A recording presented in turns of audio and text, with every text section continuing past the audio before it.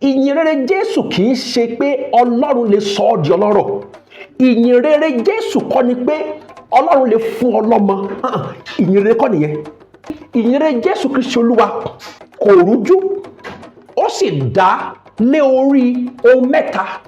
Àkọ́kọ́, òun ni ikú Jésù nítorí ẹ̀ṣẹ̀. Wọ́n fi ìwé Kọ́ríńtì hàn yín láìpẹ́ yìí. Ẹ̀ṣẹ̀ àkọ́kọ́ tí ìyìn rere Jésù Kristi Olúwa fi dúró, òun ni ikú Jésù. Nítorí ẹ̀ṣẹ̀, ẹ wò, Jésù Olúwa ò kú nítorí ká lè sọ ẹnikẹ́ni di ọlọ́rọ̀.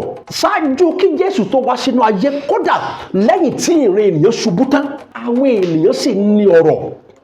Torí náà, yóò jẹ́ gbígbá Ọlọ́run ní ojú láti sọ ikú Jésù Olúwa di ohun tí ó ṣẹlẹ̀ nítorí kí ènìyàn lè lọ́rọ̀.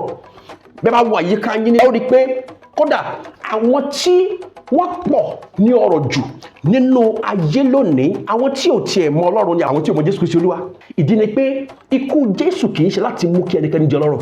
Ikú Jésù ó dá lórí kí wọ́n kan ṣoṣo, òun náà sì ni ìmúkúrò ẹ̀ṣẹ̀ ènìyàn.